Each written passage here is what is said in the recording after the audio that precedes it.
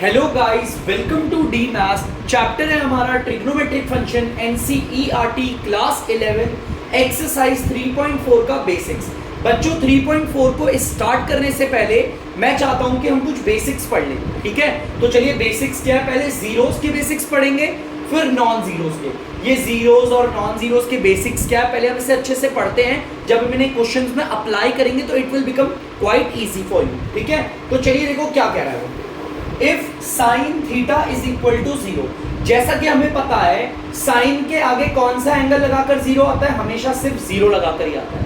हमने क्लास 10 तक पढ़ा है कि साइन के आगे अगर 0 डिग्री लगाएंगे तो ही 0 आएगा, अदरवाइज कोई और सा एंगल लगा लिया, लेट सपोज 30 डिग्री लगा दिया तो 1/2 आ जाएगा। लेट सपोज अगर हमने 45 डिग्री लगा दिया तो 1/√2 आंसर आ जाएगा। अगर मैंने यहाँ पर लगा दिया 60 डिग्री, सॉरी अगर मैंने यहाँ पर लगा दिया आपका 60 डिग्री तो आपको पता है √3/2 आ जाएगा। अगर मैंने साइन 90 लगा दिया तो आंसर आ जाएगा 1। तो हमें पता है 0 कब आता है, जब हमें ट्रिग्नोमेट्रिक फंक्शन के आगे 0 डिग्री लगाना पड़ेगा तब। बेटा एक क्लास 10 तक था, ऐसा बिल्कुल भी नहीं है कि ट्रिग्नोमेट्रिक फंक्शन के आगे साइन के आगे अगर 0 डिग्री हो तब ही आंसर 0 आता है। बेटा और भी बहुत सारे एंगल्स हैं जिन्हें हम यहाँ पर अगर पुट करेंगे तो भी 0 आ जाएगा, बहुत सारे एंगल्स हैं। तो चलिए आज हम आपको इसी बेसिक्स में पढ़ाएंगे क्या है। अगर याद रखना अगर मैं क्लास 10th के अकॉर्डिंग बताऊं, 10वीं के अकॉर्डिंग, साइन थीटा अगर 0 है तो थीटा हमारा सिर्फ 0 डिग्री होगा, क्योंकि क्लास 10 तक हमने बच्चों ये सीखा था कि साइन के आगे सिर्फ 0 से आता है 0, सिर्फ 0 से। लेकिन बेटा 11th में ऐसा नहीं होता। 11th में ये है कि अगर हमारा साइन थीटा 0 है देन हमारा जो थीटा होगा, हमारा जो थीटा एंगल है ना, ये 0 नहीं है, n पाई होगा, n पाई। अब सर ये क्या है बेटा, इसमें n जो है ना वो बिलोंग्स करता है इंटीजर्स को। मतलब कि हमारा थीटा क्या हो सकता है मैं बताता हूं आपको। जैसे कि आपको पता है हमारा n एक इंटीजर है, इंटीजर मतलब पॉजिटिव और नेगेटिव दोनों हो सकते हैं। 1 पाई हो सकता है, 2 पाई हो सकता है, 3 पाई हो सकता है, नेगेटिव भी माइनस का 1 पाई, माइनस का 2 पाई, माइनस का 3 पाई, कुछ भी हो सकता है बच्चों। ध्यान से सुनना, अगर थीटा हमारा, देखो ध्यान से देखना, अगर साइन थीटा 0 डिग्री है तो हमें पता है थीटा हमारा क्या होगा, n पाई की फॉर्म में होगा, और ये n जो होगा वो हमारा इंटीजर होगा। इसे ना बच्चों में बड़ा ध्यान से एकदम स्पीडली से ध्यान से याद रखना है, क्योंकि हमें इसे बहुत काम में लेना है, इस्तेमाल बहुत सारा करना है, इसलिए बोल रहा हूँ, ठीक है? तो चलिए एक बार मैं इसे मिटा देता हूँ। अब हम आगे चलते हैं, जैसे कि if cos theta equal to 0, अगर मैं क्लास 10th के अकॉर्डिंग बोलूं तो सबको पता है cos के आगे कौन सा एंगल लगाने पर 0 आता है, सिर्फ 90। ये जो है ना सिर्फ 90 होगा तब ही 0 आएगा। ये क्लास 10th के अकॉर्डिंग है, लेकिन आपको पता है हमारी जो क्लास 11th है वो ये कहती है कि सिर्फ एक एंगल सिर्फ 90 डिग्री नहीं है जिससे 0 आएगा, और भी बहुत सारे एंगल है जिसे अगर मैं cos के आगे लगाऊं ना तो 0 आ जाएगा। तो देखो कैसे, देन और वो कौन सा है, यहाँ पर थीटा हमारा क्या हो सकता है, क्या हो सकता है, ध्यान से सुनना, 2n+1 π/2। मतलब कि ये ऐसे, मतलब ध्यान से, cos theta is equal to 0 आ रहा है ना, तो इसका मतलब थीटा हमारा 2n+1 π/2 होगा, जिसमें कि n जो होगा वो किसको बिलोंग्स करता है, इंटीजर्स को बिलोंग करता है बच्चों, ठीक है? ध्यान से सुनना, थीटा हमारा सिर्फ 90 नहीं हो सकता, थीटा हमारा 2n+1 π/2, मतलब बहुत सारे हो सकते हैं। n की जगह पर हम इंटीजर रख सकते हैं, जैसे मान लो, मैं एक चीज बताता हूँ, जैसे मान लो n की जगह पर मैंने 1 रख दिया, सॉरी बच्चों, n की जगह पर मैं 1 रख रहा हूँ, आपको ध्यान से दिख रहा है बच्चों, 2 को 1 से मल्टीप्लाई करेंगे 2, और 1 से करा 3। अगर आप इसे सॉल्व करोगे ध्यान से तो ये 90, ये आ गया 270 डिग्री। क्लास 10th में क्या बताया गया था, cos के आगे अगर 90 रखोगे, सिर्फ 90, तो ही 0 आएगा। लेकिन 11th में तो ये पता चला है 270 डिग्री लगाएंगे तो भी आ जाएगा 0। इसके अलावा यहां पर आपको पता है मैं यहाँ पे 2 पुट करता हूँ, 2 2 जा 4 और 5 या फिर हाँ 5 पाई/2। लो, इसका मतलब इस थीटा की जगह पर अगर 450 डिग्री रखेंगे तो भी आंसर 0 आ जाएगा। मतलब क्लास 11 में हमें ये पता चला है कि 0 सिर्फ किसी एक एंगल को रखने से नहीं आता, इसके अलावा भी बहुत सारे एंगल है, जैसे 90 को, 270 को, 450 को, ये ठीक है। चलिए कोई नहीं, अभी और भी करेंगे हम, चीजें ध्यान से लिखना। If tan theta is equal to 0, अगर tan थीटा हमारा 0 है तो हमारा थीटा क्या होगा? सेम बच्चों, ये भी उसी की तरह है। देन आप सब जानते होंगे ट्रिग्नोमेट्रिक फंक्शन के आगे, ये tan के आगे कौन सा एंगल लगाने पर 0 आता है? यहां पर अगर 0 हो तो ही 0 आएगा। ये क्लास 10th तक था, लेकिन क्लास 11 में हमें पता है ना, इसके ये ट्रिग्नोमेट्रिक जो tan है, इसके आगे बहुत सारे एंगल है जिन्हें मैं अगर यहां पर लगाऊं तो आंसर क्या आ जाएगा?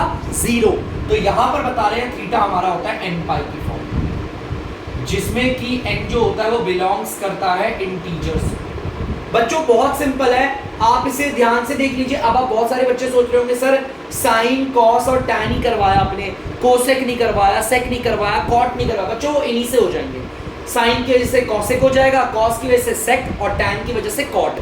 तो बच्चों एक बार इसे ढंग से आप देख ले, प्लीज इसे उतार लीजिए, फिर मैं नॉन जीरोस करवाऊंगा। तो बच्चों आप लोग देख सकते हैं नॉन जीरोस, और मैंने नॉन जीरो क्यों बोला है? क्योंकि देखो यहाँ साइन थीटा 0 नहीं, किसी और साइन के एंगल के बराबर है, ठीक है।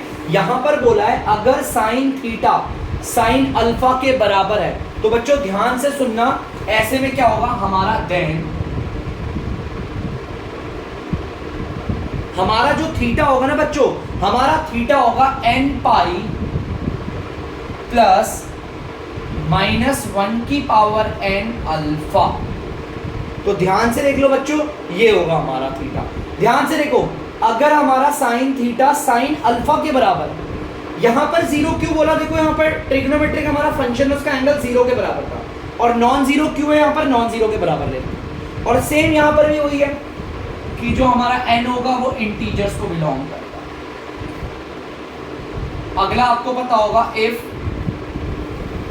cos theta is equal to cos alpha, अगर cos थीटा cos अल्फा के बराबर है, देन हमारा जो ये थीटा होगा वो होगा हमारा 2n pi plus minus alpha, ये इसके बराबर होगा, ठीक है। जिसमें कि आपको पता है पाई की वैल्यू आपको पता है 180 डिग्री, अल्फा हमारा ये वाला एंगल है, n हमारा किसको बिलोंग्स करेगा? Integers. If tan theta is equal to tan alpha, अगर tan थीटा tan अल्फा के बराबर है, देन आपका बच्चों जो ये थीटा होगा ना, ध्यान से देखना, ये जो थीटा होगा वो n पाई प्लस अल्फा होगा, जिसमें कि जो आपका n है वो इंटीजर के बराबर होगा। किसके बराबर होगा? इंटीजर के।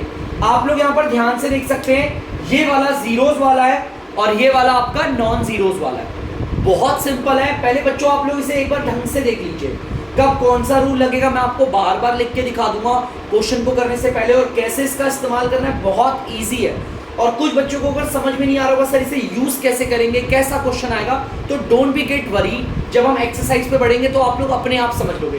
प्लीज पहले आप वीडियो को कीजिए पॉज और इसे एक बार जल्दी से उतार लीजिए, देन हम बढ़ते हैं एक्सरसाइज 3.4 की ओर। तो बच्चों आप लोग देख सकते हैं हमारा पहला पार्ट, जल्दी से पढ़ते हैं क्वेश्चन को क्या कह रहा है। Find the principal and general solution. आपको प्रिंसिपल सॉल्यूशन भी निकालना है और जनरल सॉल्यूशन भी निकालना है सारी इक्वेशंस के, जो भी इक्वेशंस दे रखी है। मेरी पहली इक्वेशन ले ली मैंने, इसमें नॉन जीरो क्यों लगाया? क्योंकि मेरा ट्रिग्नोमेट्रिक फंक्शन 0 के बराबर थोड़ी है। देखो 0 के बराबर थोड़ी है, यहाँ पे नॉन जीरो है ना, तो नॉन जीरो वाला लगा दिया। अब देखो यार ये वाली आइडेंटिटी इसमें कैसे लग सकती है? tan theta is equal to tan alpha होना चाहिए ना, इधर भी ट्रिग्नोमेट्रिक फंक्शन और इधर भी ट्रिग्नोमेट्रिक फंक्शन। अब हमारी इक्वेशन को देखो, LHS में तो ट्रिग्नोमेट्रिक फंक्शन दिख रहा है, लेकिन RHS में तो बिल्कुल भी नहीं है, लेकिन मैं लिख सकता हूं उसे tan x इक्वल टू आपको पता है ना √3, हम √3 को कैसे लिख सकते हैं? tan 60 डिग्री की फॉर्म में है ना, tan 60 √3 होता है ना हमारा।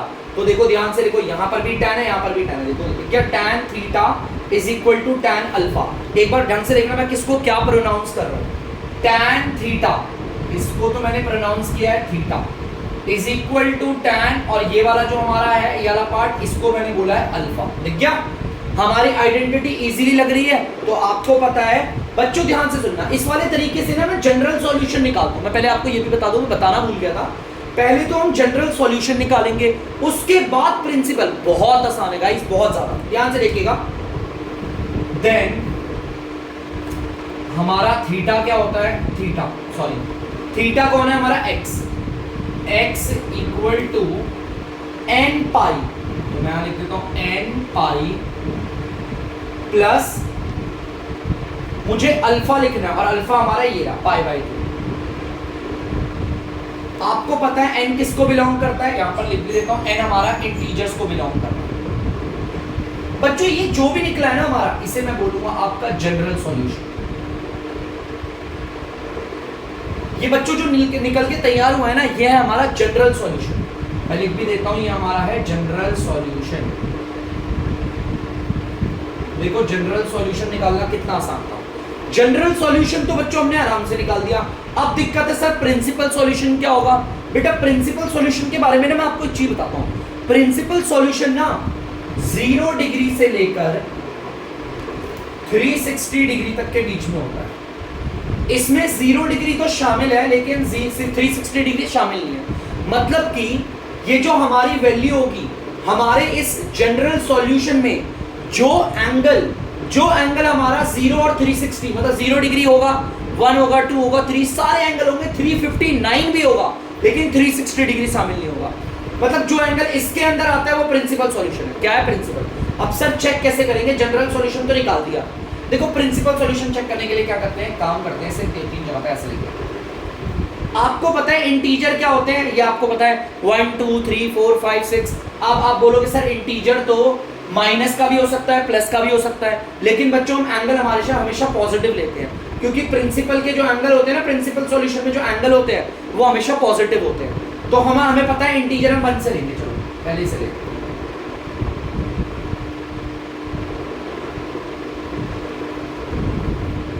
ध्यान से देखना बच्चों, हमारे इंटीजर मैंने आपको क्या बोला था, 1 2 3 4 ऐसे करके लेंगे।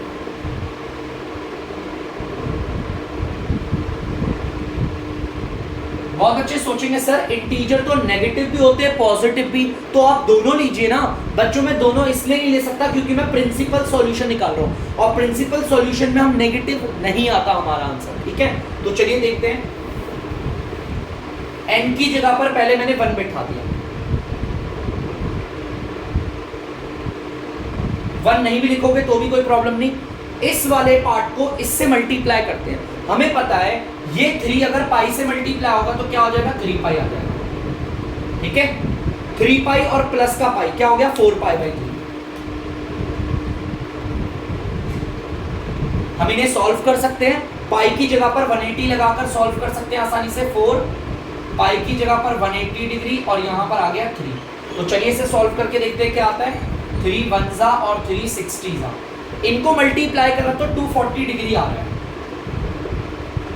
240 डिग्री आ रहा है, तो हाँ बच्चों ये हमारा 0 और 360 के बीच में आ रहा है ना, तो ये प्रिंसिपल सॉल्यूशन हो गया। चलो एक प्रिंसिपल सॉल्यूशन मिल गया।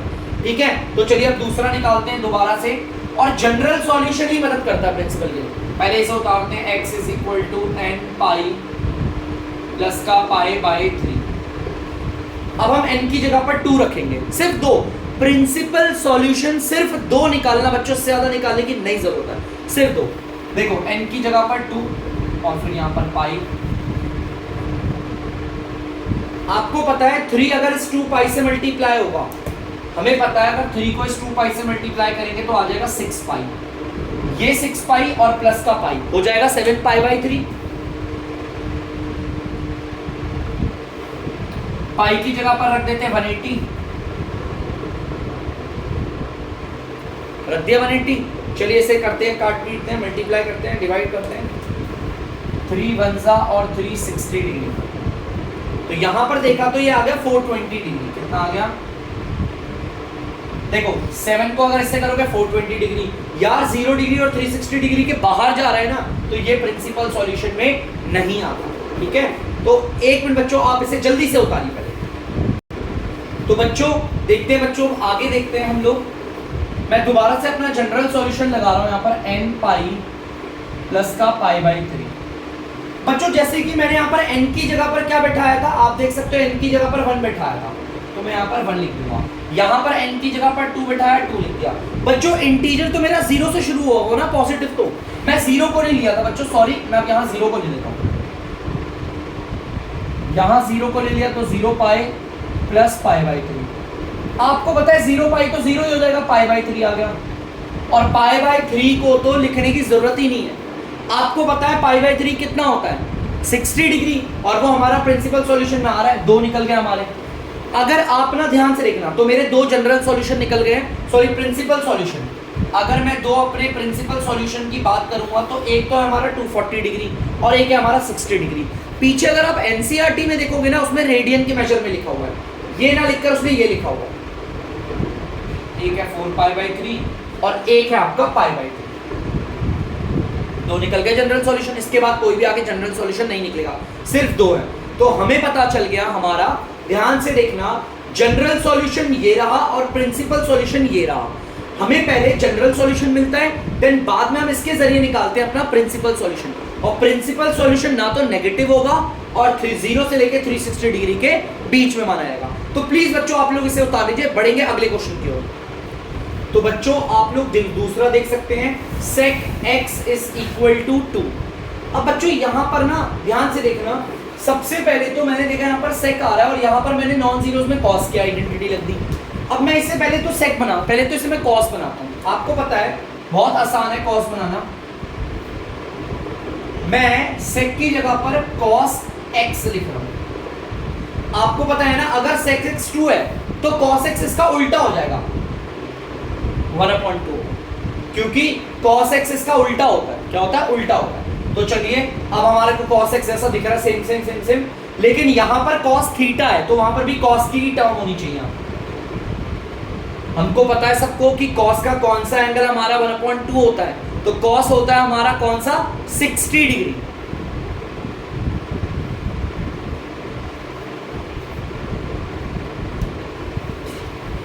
cos π/3 हो गया। ठीक है, तो बच्चों ध्यान से देखना, cos x = cos π/3, ये तो मैंने एज इट इज लिखा है, 1/2 की जगह ये लिख दिया ताकि मेरी आइडेंटिटी लगे। LHS में भी देखो उल्टे हाथ में भी cos की टर्म है और सीधे हाथ में भी cos की टर्म है, तो दोनों सेम हो गया। अब एक बार देखो मेरी आइडेंटिटी इसमें लग चुकी है, मैं प्रोनाउंस करता हूँ। cos इसको बोला है थीटा = cos, और ये वाला हो गया हमारा अल्फा। ठीक है, देख सकते हो cos थीटा = cos अल्फा। तो अब इसकी जगह पर हम क्या करेंगे, देन थीटा, अब थीटा कौन है? x। ये जनरल सॉल्यूशन निकाल रहा हूं मैं, लिख देता हूं जनरल सॉल्यूशन। हमारा थीटा माने कि x = 2n पाई, 2n पाई, फिर प्लस माइनस, उसके बाद लिखना है अल्फा। अल्फा हमारा ये रहा π/3। बच्चों ये जो निकला है ना हमारा, ये जनरल सॉल्यूशन है। ये हमारा जनरल सॉल्यूशन निकल गया आराम से। और आपको पता है यहाँ पर जो n है वो किसको बिलोंग करता है? इंटीजर्स को। अब इस जनरल सॉल्यूशन की मदद से हम निकालेंगे अपने प्रिंसिपल सॉल्यूशन। और प्रिंसिपल सॉल्यूशन तो मैंने आपको बताया है, प्रिंसिपल सॉल्यूशन ना तो नेगेटिव होता है और साथ ही साथ ना तो वो 360 डिग्री से ज्यादा होगा। तो हम n की जगह पर क्या क्या लेंगे? मैं 0 लूंगा, 1 लूंगा, 2, ऐसे डॉट। सिर्फ 2 प्रिंसिपल सॉल्यूशन निकलेंगे बस। चलिए निकालते हैं। पहला जनरल सॉल्यूशन को उतार लेते हैं, इसी की मदद से निकलेगा। यहां पर भी जनरल सॉल्यूशन को उतार लेते हैं, यहां पर भी उतार लेते हैं जनरल सॉल्यूशन। चलिए देखते हैं, पहले x की जगह पर 0 लगाएंगे बेटा, सॉरी n की जगह पर। मैं n को 0 से क्यों स्टार्ट कर रहा हूं? n तो इंटीजर है, नेगेटिव भी ले सकता था, पॉजिटिव भी, लेकिन बेटा हमें यहाँ पे नेगेटिव नहीं पॉजिटिव लेना है, क्योंकि हमारे प्रिंसिपल सॉल्यूशन जो हम निकालने वाले हैं वो पॉजिटिव एंगल होता है। देखो दिख गया, मैं n की जगह पर 0 लेने वाला हूं। यार ये तीनों मल्टीप्लाई होंगे तो 0 आंसर आएगा, हटाओ उसे, बचा क्या, प्लस और माइनस का π/3। इसका मतलब प्लस का π/3 भी हो सकता है, माइनस का भी। ये प्रिंसिपल सॉल्यूशन है, ऑफ कोर्स प्लस का लेंगे हम। अरे यार प्लस का ये तो 60 डिग्री आ रहा है ना, तो हमारे प्रिंसिपल सॉल्यूशन में है, बिल्कुल है। तो ये रहा पहला प्रिंसिपल सॉल्यूशन, ठीक है। चलिए देखते हैं यहाँ पर n की जगह पर 1 बैठाते हैं।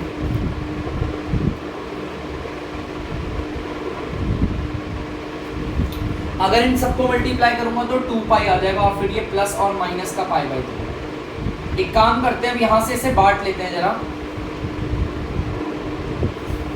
एक बार प्लस का ले लेते हैं 2π प्लस का π/3 और एक बार माइनस का ले लेते हैं 2π माइनस का π/3। चलिए देखते हैं सॉल्व करके क्या आता है। इसको इससे मल्टीप्लाई करेंगे तो 6π आ जाएगा, इसको इससे करेंगे तो 6π, यहां पर भी आ गया और यहां पर भी आ गया। इस वाले को इससे करा मल्टीप्लाई, 6π को प्लस से करेंगे तो ये आ जाएगा 7π/3 और यहां पर करेंगे तो आ जाएगा 5π/3। एक बार देखते हैं यहां पर सॉल्व करके क्या आ रहा है।